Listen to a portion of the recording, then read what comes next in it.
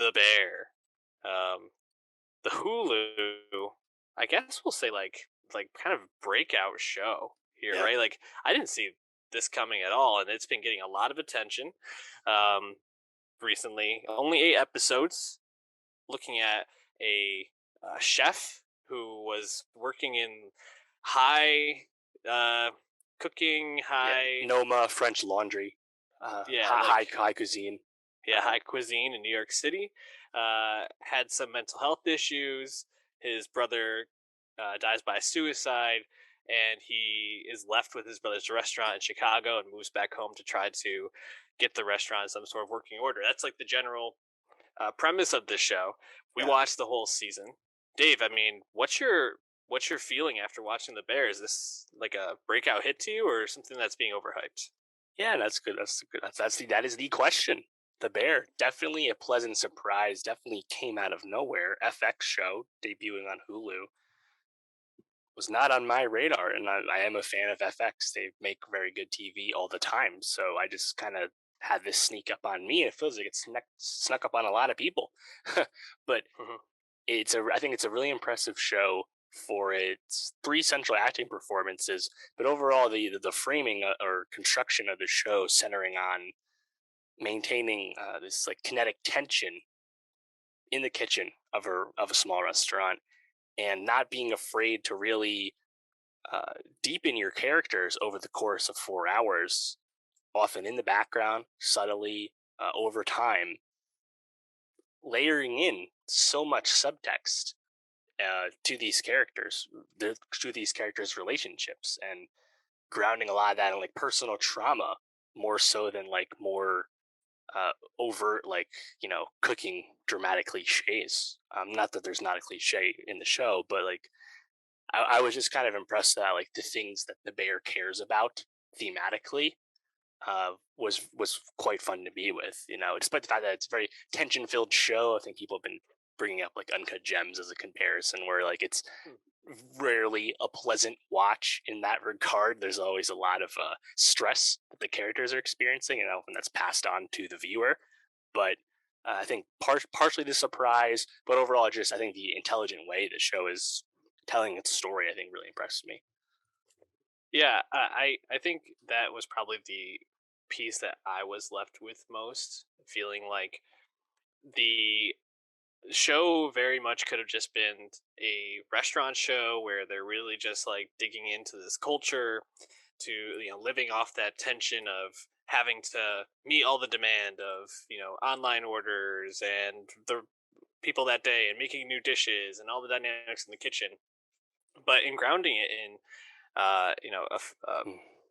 family really trying to heal from trauma, and then also kind of taking into account like the dynamics of this restaurant that is its own family dealing with its own trauma from this, and how each person kind of was a part of this unhealthy dynamic that was around Michael, Carm's brother, who dies by suicide. Um, and I just think it's really well told.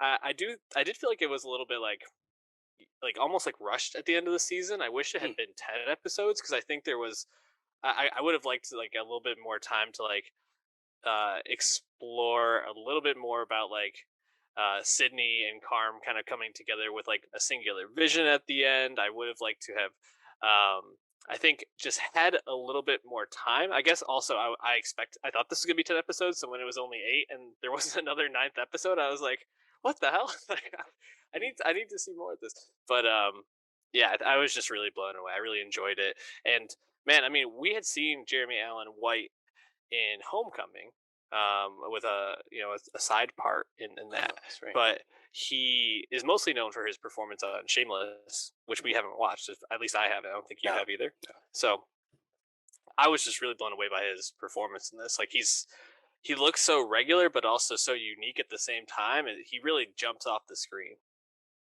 Yeah, no, for sure. I think him, Eben Moss-Bachrach, and Io Ad- A Adibiri, debrief. Yeah. Adibri, those three performances need to work for this show to work in the way it's trying to work. Mhm. And thankfully, they all work. They're all excellent performances. And they really color in these characters in such a, I think, such a rich way. And even on the side, you have like Lionel Boyce as the pastry chef.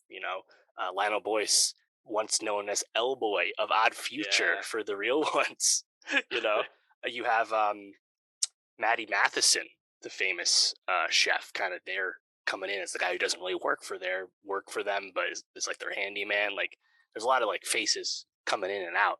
But the thing, your three main characters though are all really strong, and I, like I said, like I like how the show didn't go in the obvious directions. Like there is the moment where everything blows up in episode 7, the penultimate ultimate episode where they episode review.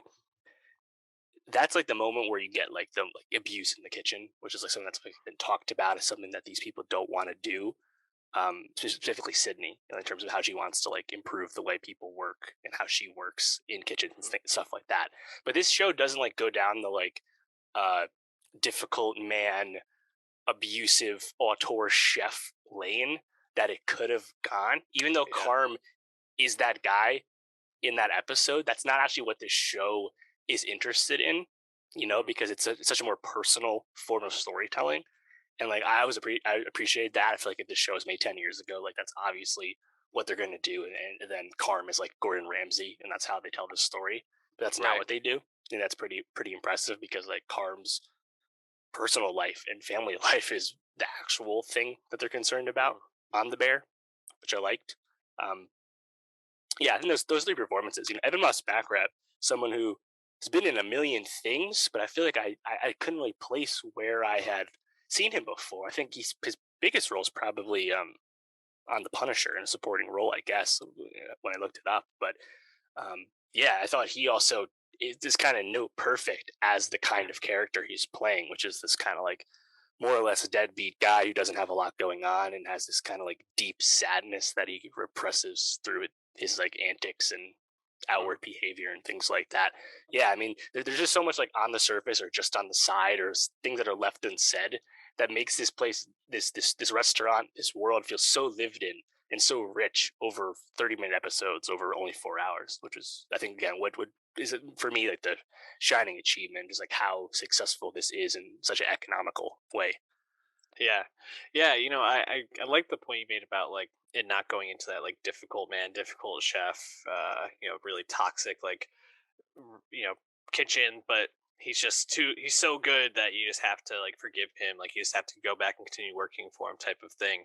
And I really liked the dynamic between Carm and Sydney in the whole show. I think not only having this like young up and comer with Carm, who presents as pretty young himself, but is obviously the character is more established and well known, and people kind of know his abilities. But it kind of like this reminder of like why like he got into cooking in the first place, like wanting to like explore and like make things. And then you get in the final episode like why Carm went more into high cuisine, which is Mm-hmm. because his projection from his brother. And obviously that monologue from him at the Al-Anon meeting at the beginning Yeah, of episode 8 is that's going to be the Emmy reel that they show, because I think Jeremy Allen White just absolutely crushes that. I was really, really impressed with his delivery, and that whole episode 8 is, I think, like no perfect. Not, I mean, finding the money inside the tomato cans is like just so crazy and ridiculous. Is like, okay, well, they wanted to do something to like put this in a different spot for season 2 for sure. But I thought the whole like scene with him with the letter, and him talking in the monologue about how his brother made everybody feel like they could do anything, and his mm, his phrase was "let it rip," and then he opens the letter and it says "let it rip," and I just was like, oh my god, it's yeah, so perfect. And like you see Bernthal, I think it's in episode 5 or 6, and he just 6. fucking he just fucking jumps off the screen, dude. Like it's unbelievable. That guy is just like everything he does right now. He's absolute golden. But Yeah, like that line, like "let it rip," like it just sounds like it's coming from his mouth when you read it. It's really amazing how the show does that. And I also wanted to shout out one other performance that I really loved, which is Sugar, yeah, Carm's sister, played by Abby Elliott, who has like a pretty thankless job in this show. Like she's she doesn't really get to do a lot of the fun antics. She's not really running around like doing the like side quest kind of thing. The only time she really gets more than like to be Carm's like reminder of like, oh, you're not the only person suffering in the show is when she's coming in and like looking for the tax paper or whatever she needs to get the IRS off of her back for that episode. But I really think without her the show doesn't totally hit emotionally, because you kind of have Carm having these like nightmares, trauma flashbacks type of thing. But I think really grounding it as like, Carm, you aren't the only person in this world. You aren't the only person in this Hmm. kitchen type of thing really is what like brings the family aspect into the show, which I think is where the show levels up, in my opinion. So, um, Totally. it's fun to see Maddie Matheson run around and be ridiculous. It's fun to see him and Evan Moss, Bacharach. Like their dynamic is really funny. Richie telling Neil that he can't work there, and like that whole like And then fight that they later, get into. later when Richie gets stabbed at the end, he's like, that was pretty fucking tough when you just got stabbed and like Yeah, just walked over here and took care of it. That was pretty metal. yeah. I However he thought says that. it. Yeah, I thought that was great. I really I thought there were some really funny aspects of this show, like when they do the kids party with the hot Oh my dogs and they have the Xanax bottle fall oh, into the juice. Oh my god, Zanned out. so funny.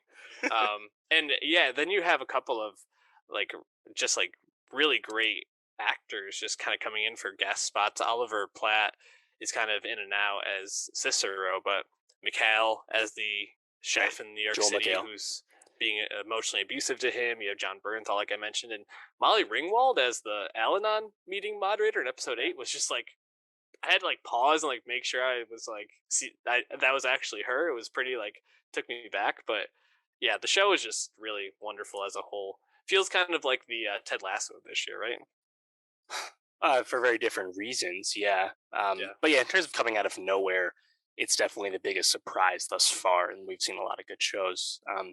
One thing I should note too, I saw this thrown out, and I can't speak to this, but like, I think there's some pushback from some native Chicagoans for the way Mhm. Chicago's presented in The Bear, specifically through Richie primarily. It's like how this restaurant is existing in a changing neighborhood, gentrification, things are changing, people are moving out, blah, blah, blah, right? But like, and the show very pointedly tells you this is a post-COVID situation. The Yeah. restaurant made it through, and you kind of learn how that happened later on. But the thing though that some of the Chicagoans are pushing back on is the fact that like this neighborhood, I think it's called Riverfront or something like that. Uh, Hmm. I forget. This neighborhood gentrified like 10 plus years ago. Like it's just kind of an outdated like source of tension for this actual situation where this is actually like a very corporate area, and the Yeah. fact that you're putting these like local like Chicago towny mobsters on the street is just like super unrealistic for what they're actually supposed to be going for in a post-COVID Chicago in this space. Like, so I think like the Chicago stuff is a bit messy if you kind of actually know what you're being served here. Um, I did think the Suction Stevens drop was a bit on the nose Oh, there. you think? Well, the um, whole soundtrack, they're really leaning into Chicago. I mean, yeah, Wilco shows up multiple times. yeah. Like, okay, they're really just No going for Kanye, it. I was kind of expecting that.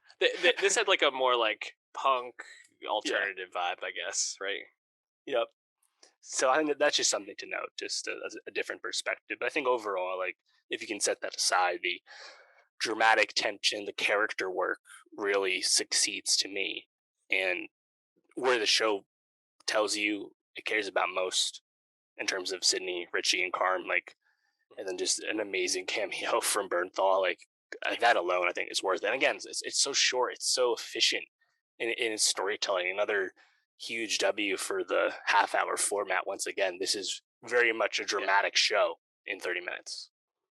Yeah, and just I think people are going to be talking about, but that episode 7 you talked about Yeah, review, that's going to be the episode that probably stands out most from the season. Not only for it being like the most tension filled. I mean, that's like the uncut gems like ask yeah, episode to me. But it's a oneer. It's a yeah. one shot episode, continuous take the whole time. Just really stands out as an episode of TV. Probably one that will be on the list at the end of the year.